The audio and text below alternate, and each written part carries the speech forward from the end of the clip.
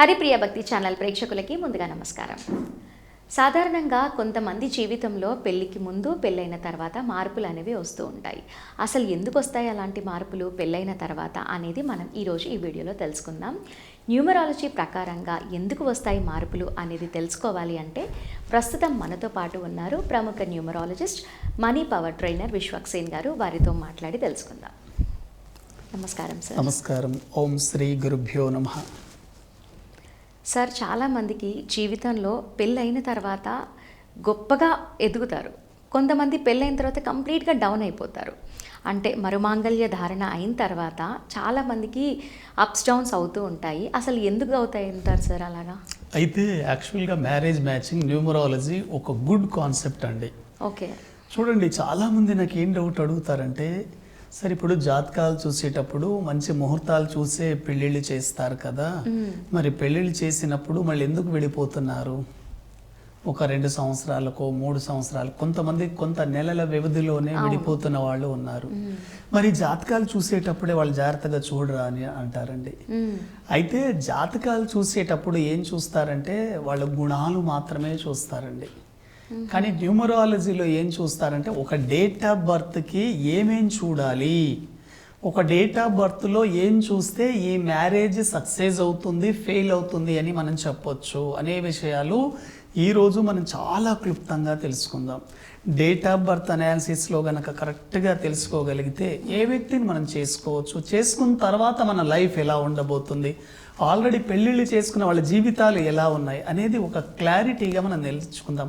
కాబట్టి ఈ విషయాన్ని కనుక మీరు కరెక్ట్గా తెలుసుకోగలిగితే మీ మ్యారేజ్ లైఫ్ కూడా మీకు అర్థమైపోతుంది. చూద్దాం. చూడండి, ఎప్పుడైనా సరే మనం మ్యారేజ్ మ్యాచింగ్ అండ్ మరుమాంగళ్య ధారణ గురించి తెలుసుకునేటప్పుడు ఏ వ్యక్తి అయినా సరే కొత్తగా పెళ్లి చేసుకోవాలనుకునే వాళ్ళకి ఈ వీడియో మంచి అవకాశం అండి. ఎందుకంటే మీరు ఏ డేట్ ఆఫ్ బర్త్ వాళ్ళని పెళ్లి చేసుకోవాలో, ఎవరిని చేసుకోకూడదో కూడా మీకు తెలిసిపోతుంది.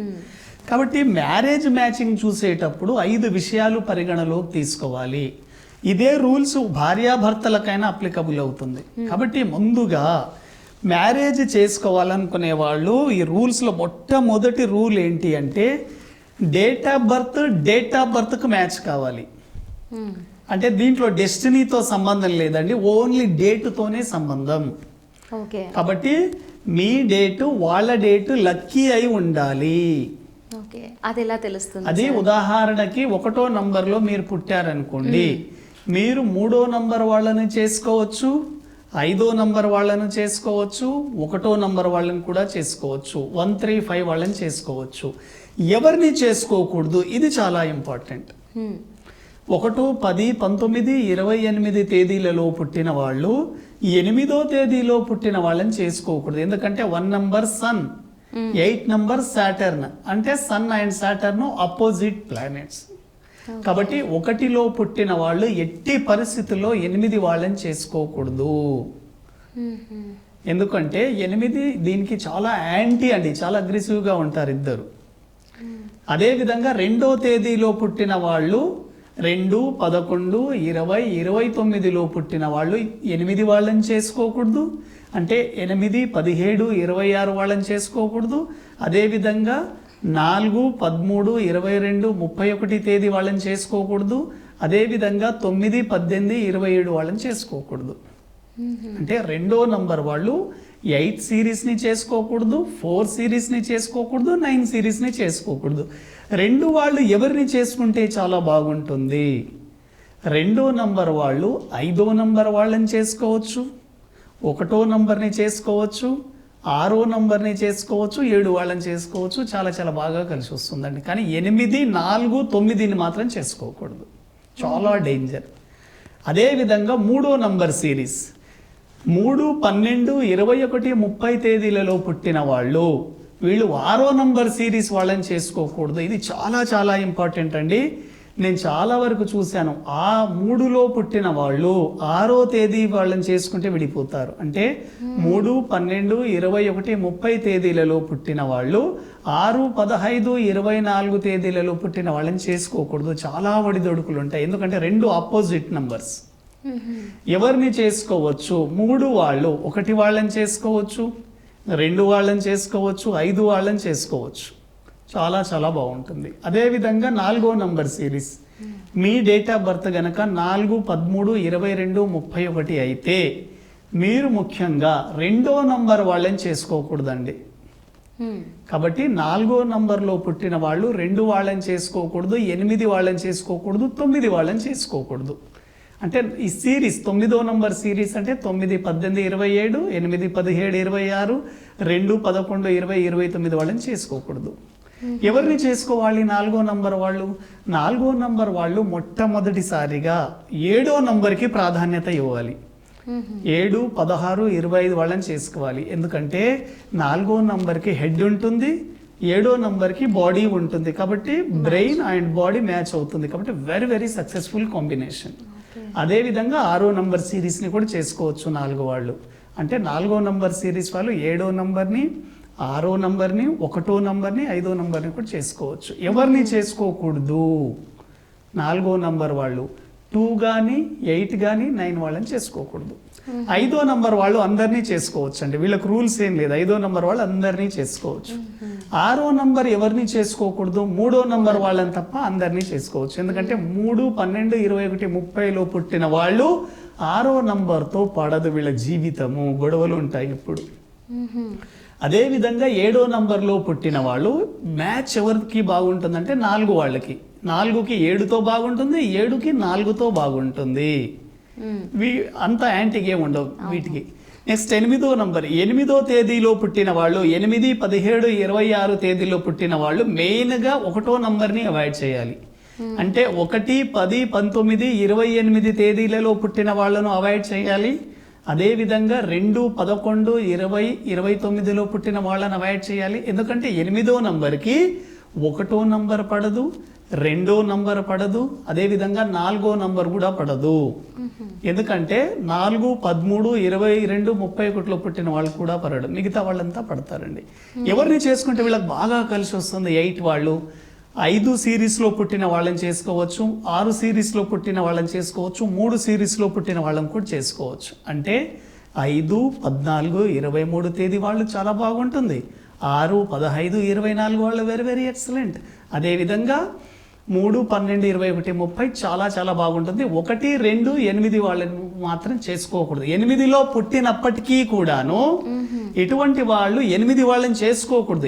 8 శని వాళ్ళని చేసుకుంటే లైఫ్ చాలా స్ట్రగుల్ గా ఉంటుంది. కాబట్టి 8 వాళ్ళు 8ని చేసుకోకూడదు, 4ని చేసుకోకూడదు, 1, 2ని కూడా చేసుకోకూడదు. నెక్స్ట్ 9వ నంబర్, 9, 18, 27లో పుట్టిన వాళ్ళు ఎవరిని చేసుకుంటే బాగా కలిసి వస్తుంది? 1, 3, 5, 6 వాళ్ళని చేసుకోవచ్చు అండి, చాలా చాలా ఎక్సలెంట్.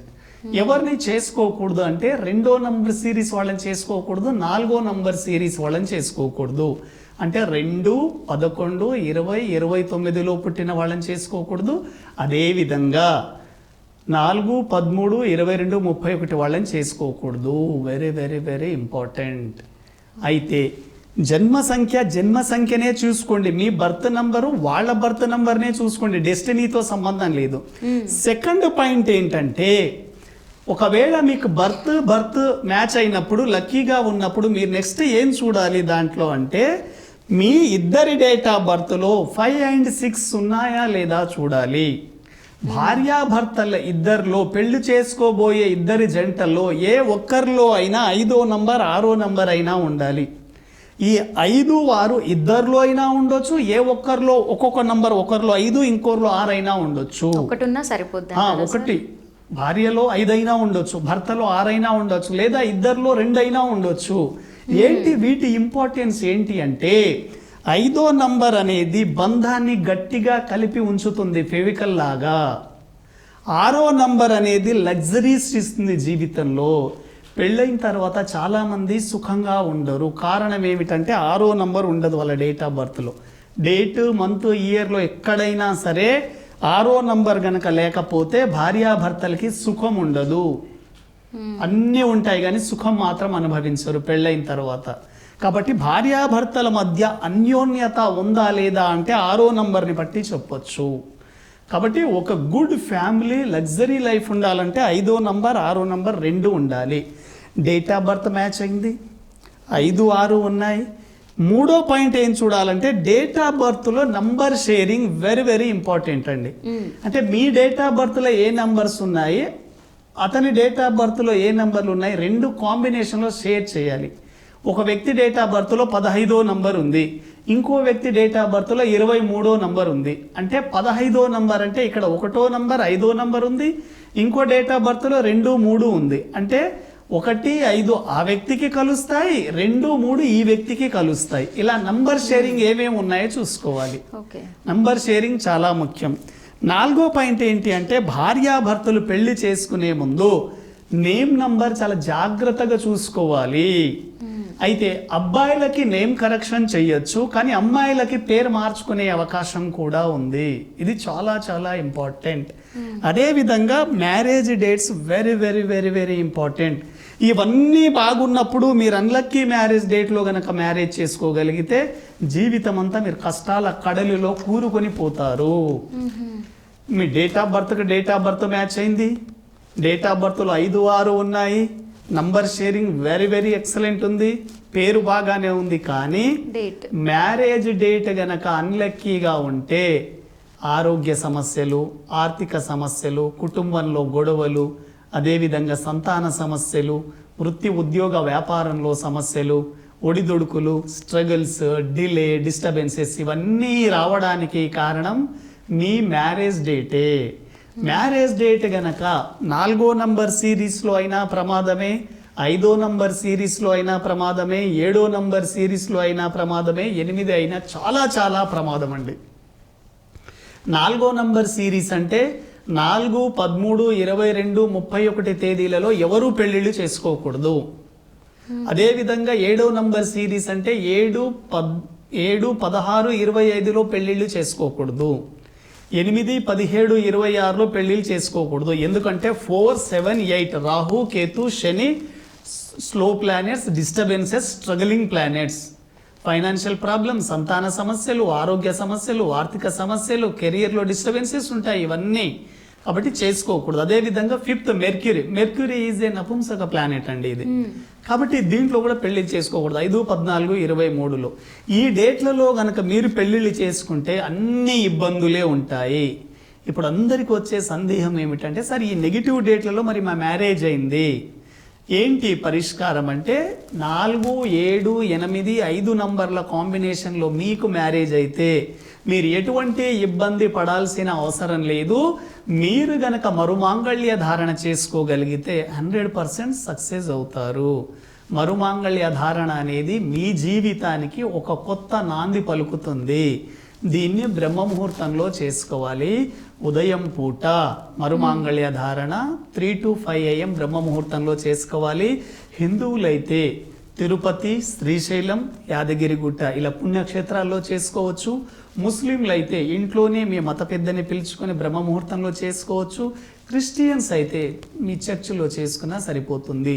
దీనికి రూల్స్ ఏంటి అంటే భార్యాభర్తలు 41 రోజులు మీకు నచ్చిన దైవాన్ని 41 రోజులు పూజించాలి, ఒక వ్రతంలాగా చేయాలి. శారీరకంగా దూరంగా ఉండాలి భార్యాభర్తలు, శాకాహారాన్నే తీసుకోవాలి. అదేవిధంగా మరుమాంగళ్య ధారణ రోజు పుస్తలు వచ్చేసి 5 గ్రాములు, అంటే 2 పుస్తలు ఉంటాయి కదా, ఒక పుస్తే 5 గ్రాములు, ఇంకో పుస్తే 5 గ్రాములు, 5, 5 కలిస్తే 1 అవుతుంది, 10 అవుతుంది. కాబట్టి మళ్ళీ 1 మెట్టెలు 5 గ్రాములు తీసుకోవాలి. ఈ రూల్స్ అన్నీ ఫాలో అయ్యి గనక ప్రతి ఇయర్లో ఓన్లీ 3 డేట్లే వస్తాయండి. 2024లో మనకు జనవరి 1, 10, 19లో వచ్చాయి మరుమాంగళ్య ధారణ డేట్స్. వీటిని 1 and 1 కోడ్ అంటారు. 1 and 1 కోడ్ స్పెషల్ ఏంటి అంటే డేట్, మంత్, ఇయర్ కూడితే 1 వస్తుంది మళ్ళీ. అదేవిధంగా 2024 అక్టోబర్లో అక్టోబర్ 1, 10, 19లో రాబోతుంది. ఎవరైనా చేసుకోవచ్చు. నెగిటివ్ డేట్లలో మ్యారేజ్ అయిన వాళ్ళు 4, 5, 7, 8లో మ్యారేజ్ అయిన వాళ్ళు ఈ సిరీస్లో ఈ 12 రకాల డేట్లలో మ్యారేజ్ అయిన వాళ్ళు ఎవరైనా మరుమాంగళ్య ధారణ చేసుకోండి. మీ జీవితంలో ఆనందాన్ని, ఆరోగ్యాన్ని, సంతానాన్ని పొందవచ్చండి. ఎవరైతే పెళ్లి తర్వాత ఇబ్బంది పడుతున్నారో మరుమాంగళ్య ధారణ మీ జీవితంలో అన్ని సమస్యలకు ఏకైక పరిష్కారం మరుమాంగళ్య ధారణ. ఇది మ్యారేజ్ మ్యాచింగ్ మనం చూసే విధానము, ఎలా చూసుకోవాలి, మ్యారేజ్ డేట్లు ఏంటి అనేది వెరీ వెరీ ఇంపార్టెంట్ అండి. ఎప్పుడైనా సరే మ్యారేజ్ డేట్లు ఏ మంత్లో అయినా కానీ 1, 10, 19, 3, 30, 6, 15 చాలా చాలా బాగుంటాయి. ఇవే ఎక్సలెంట్ మ్యారేజ్ డేట్ ఎవరికైనా సరే. మరి మరుమాంగల్య ధారణ అంటే మళ్ళీ పుస్తలు కట్టించుకోవాలి అంటున్నారు కదా సార్, మరి ఫస్ట్ కట్టిన పుస్తలు చాలా మందికి ఇదే డౌట్ వస్తుందండి. ఈ తాళిని ఏం చేస్తారంటే చాలా వరకు తిరుపతిలో అయితే స్వామివారి హుండులో వేసేయండి.